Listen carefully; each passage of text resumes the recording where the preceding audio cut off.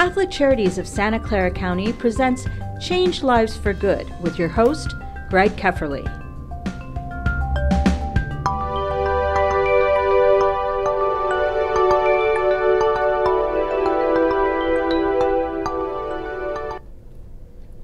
The first 5 years of a child's life are the most critical for health and future growth and development. And yet many children struggle to learn and to be healthy. How do we help parents and children together develop in those first 5 years? We do that through First 5 Family Resource Centers. Hello, I'm Greg Kepferle, CEO of Catholic Charities of Santa Clara County, and your host for Change Lives for Good. Today we're talking about First 5 and how Catholic Charities is working with First 5 in our early childhood development program. And with me in conversation are Charlene Moore-Tatis, who's program manager with First 5, and Christina Hernandez, outreach worker with First 5. Welcome, Charlene and Christina. Thank you, Greg. So, Charlene, tell us, what is First 5 and why is it so important for early childhood development? Well, First 5, we serve families with children 0 to 5 years old. And as you said, our goal is to get every child ready for kindergarten. And we do that with a holistic approach, really working with families together through parent education workshops, early education programs, health and wellness activities, and overall community support and advocacy. It's so important because, as research shows, those first 5 years, children's brains are like a sponge. It's when they're absorbing all of that information that they need to be successful in life, which in the end will ensure that they're successful in school, so that in the end will ensure that they're successful in life. So as you do this, you're working not just with the child, but also with the parent as well, right? Definitely, yeah. We really, it's important that we look at the family as a whole, and not just mom or dad, but looking at the whole family structure. Who's in the home really supporting these children in their early years to make sure that they're successful and happy, healthy, and thriving is really our goal. So what are some of the types of services and programs that you use to help the parents and the children? Well, through parent education, we have workshops where families engage with topics like early literacy, positive parenting, and just overall communication and relationships, strengthening relationships. Those programs are called Seeds of Early Literacy, Abriendo Puertas, Opening Doors, which is targeted to the Latino community, and Triple P, Positive Parenting Program. So with those programs, what sort of changes are you seeing, either with the parents or with the children? Oh, well, we're seeing lots of changes. Families talk about, now that they're reading more with their children after taking these workshops, families come, they reflect and they realize, wow, I had been saying no so much to my child and really focusing on their negative behaviors when really all children want is our attention. And so families begin to start focusing on the positive behaviors, and children begin to see that, wow, if my mom or dad or grandparents or uncles really appreciate all of the positive behaviors and recognize that and support that, the more likely they are to behave positively.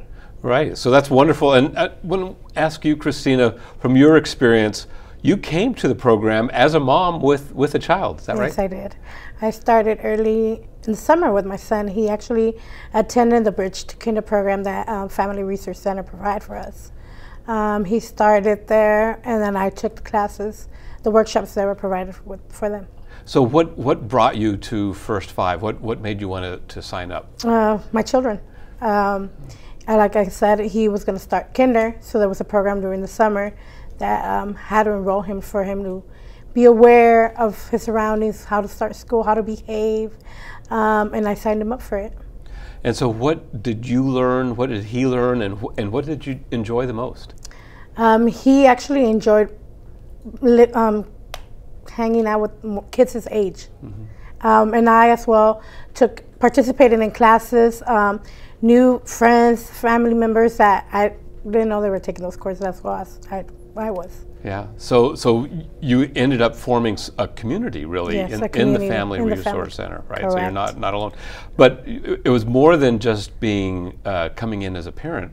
Pretty soon, something else happened. I started volunteering part-time, mm-hmm. and then within a year or so, I started I became part-time child care provider. So you started on staff. Staff. That's wonderful. So you came first as a client of the program, then as a volunteer, and now are on staff, Yes. giving back To the community. To the community. That's really terrific.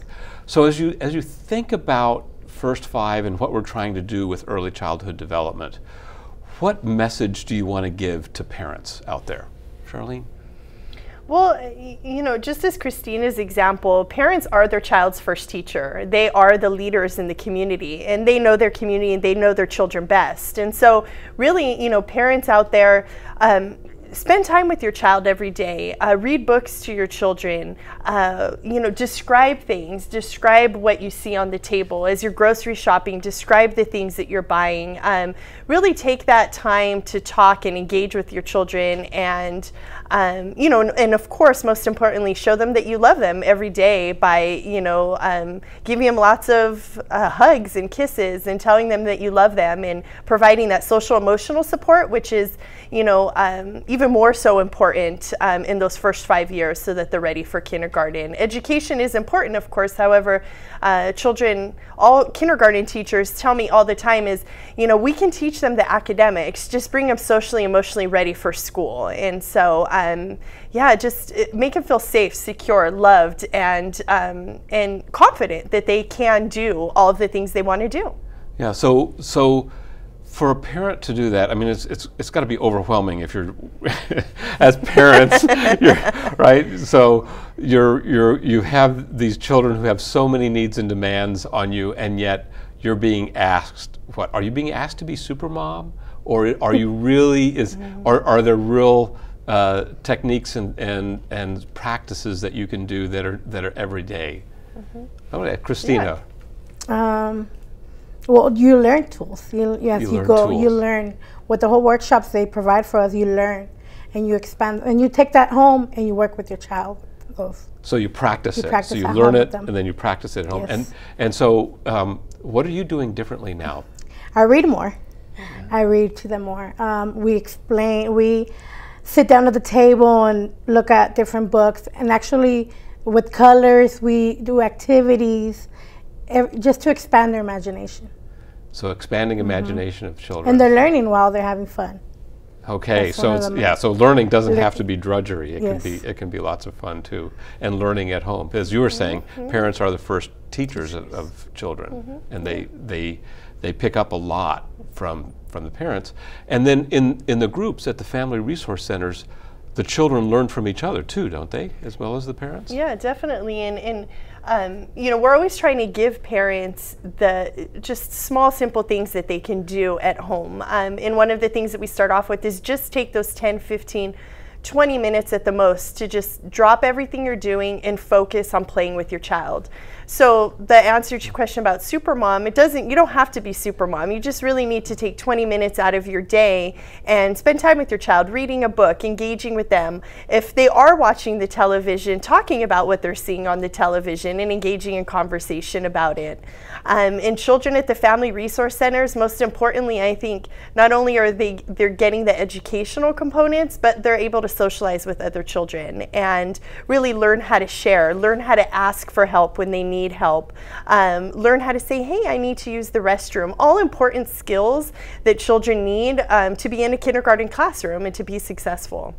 And do you hear from teachers, after you've worked with the parents and the children, do you hear any feedback from the teachers about how are these children doing in school? Yes. Yes. Well, I had my experience with my son. He wasn't prepared. He didn't socialize with anybody. When I brought him to the Family Resource Center, he engaged with other children his age. When he started kinder, the teacher was like, what preschool did he go to? I said he didn't. I took him to the Family Resource Center, and he engaged with other kids. And he's like, well, he looks like he's ready. He's social. He was like, bye, Mom. I'm like, my child, you know. And he was, I'm fine, I'll be okay. And that was one of my concerns, that he wasn't going to be ready to socialize with anybody. He was very timid, very quiet. But he started coming along and playing with other kids. And his teacher was happy about that, thrilled that he didn't need me to stay back with him. Yeah. So if you had a message for another mom out there, I would tell them to take them to the Family Resource Center. They'll learn, they expand, they have fun while learning.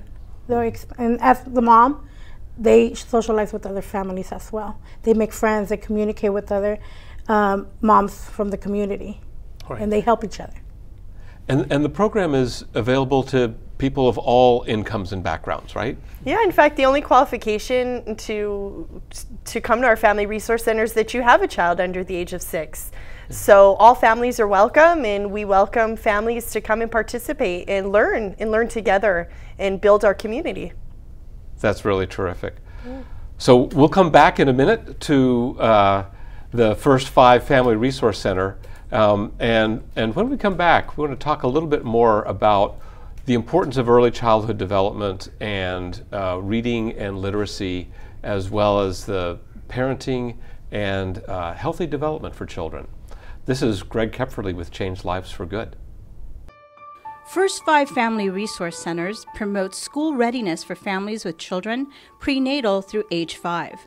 4 Family Resource Centers serve as a community hub. Services are available in Santa Clara County Supervisorial Districts 1, 2, and 4 through Catholic Charities. First 5 Family Resource Center sites: Dahl Elementary Family Resource Center, Santee Family Resource Center, Luther Burbank Family Resource Center, and the Health Trust Family Resource Center in partnership with Catholic Charities. Services include arts enrichment, Families Raising a Reader program, lactation information and support group, Zumba information and referrals, development screenings, Abriendo Puertas, opening doors workshops, sensitive, encourage, educate, develop through doing and self-image, positive parent program workshops and seminars, and bridge to kinder.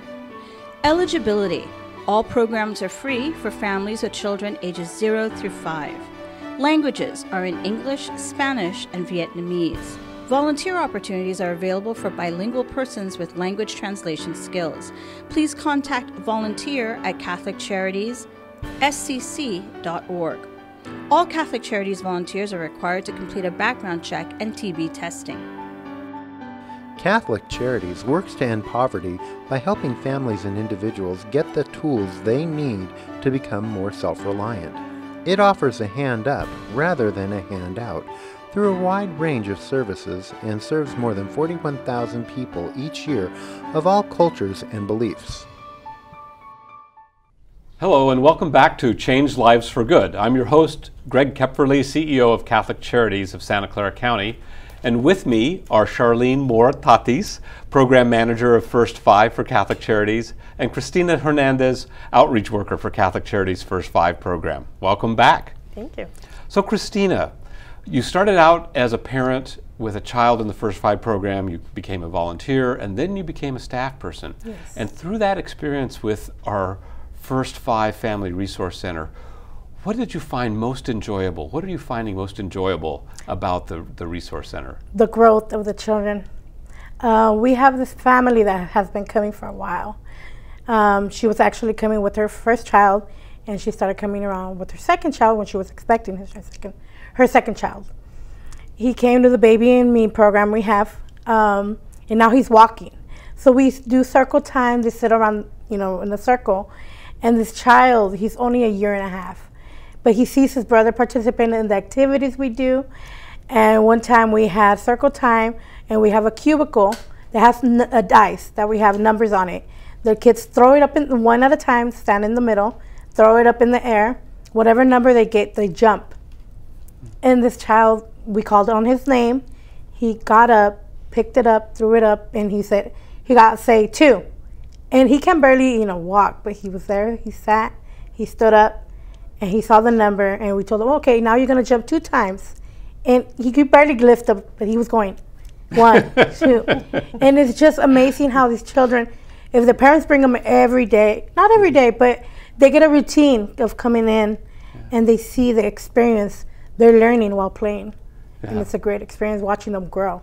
That's wonderful. Just the joy of imagining that child growing and learning and on his own, but being surrounded by such love and support.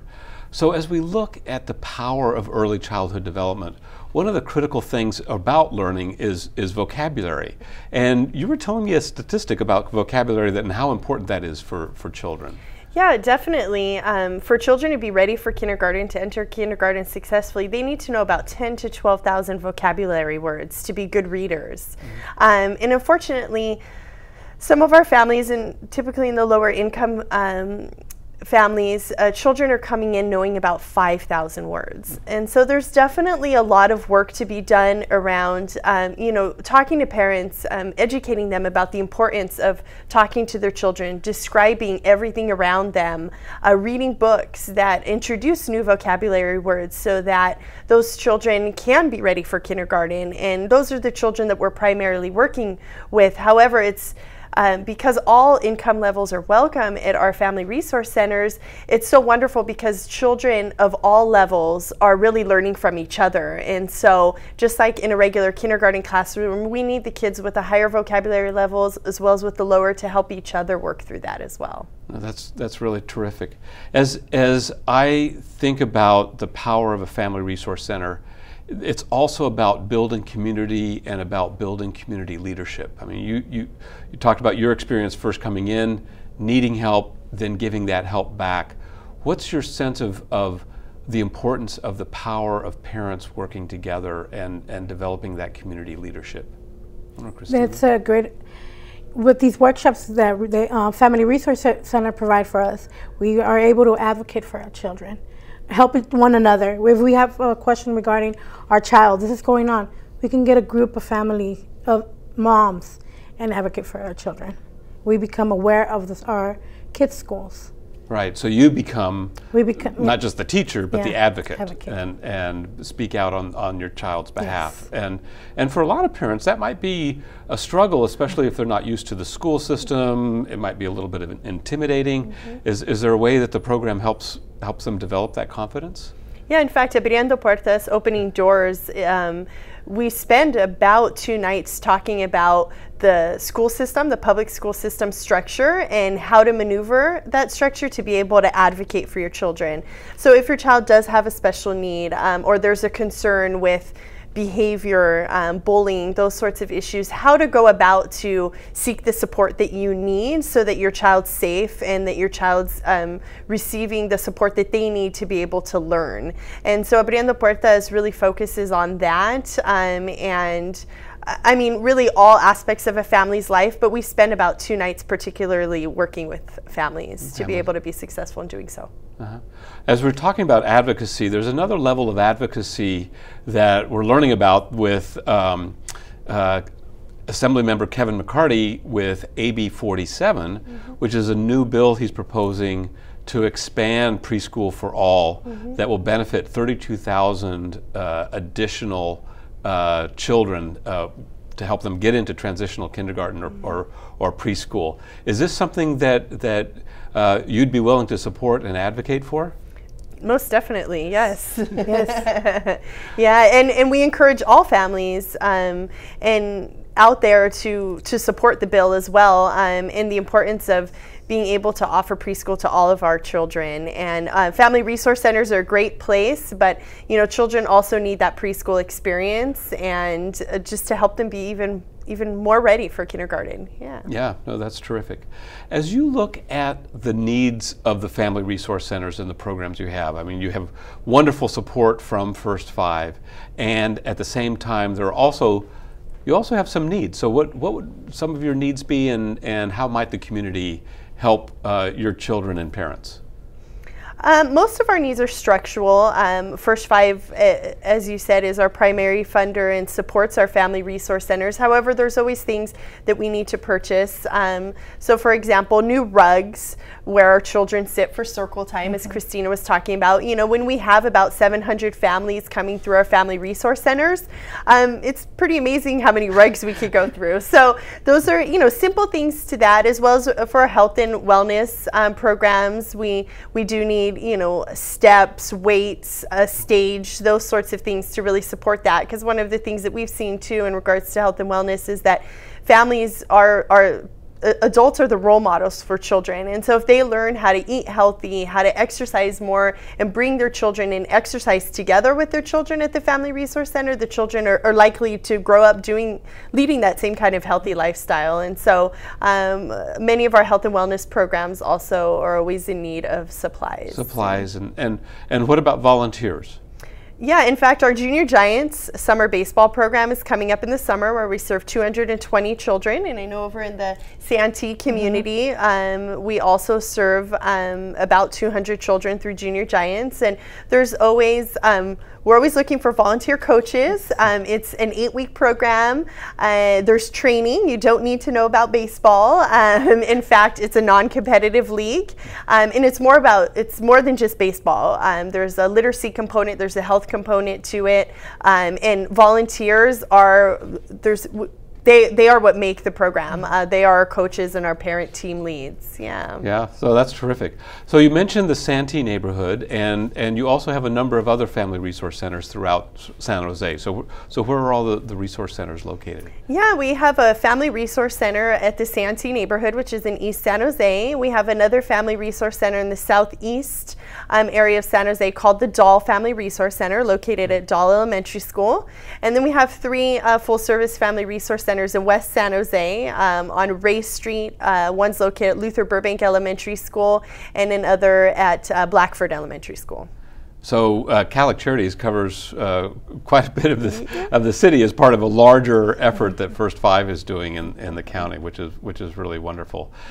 So just a little bit of personal reflection as you think about for yourself the importance of what you're doing and why you're engaged in early childhood development.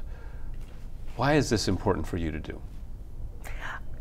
Well, growing up in a single family home where my mom worked many hours, and I really saw that my ticket out of poverty, out of the situation that we were in, granted not as bad as one would think, but still to be able to get out of poverty and offer my family a different life. I knew education was the key to that success, and providing those opportunities, those enrichment opportunities for our children is really key. And so that's why it's important to me. I want to give all families that key to success, which is education. And all of us deserve a great education and to be successful in school and to do the things that we want to do in life.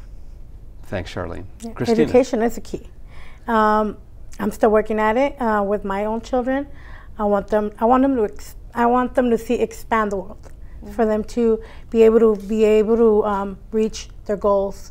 And one of those is I'm teaching them to giving back to the community. Giving back to the community. You're teaching them. Education is so important. And I think about this program, which is about recognizing people who are changing lives for good. So I just want to say thank you for changing lives for good.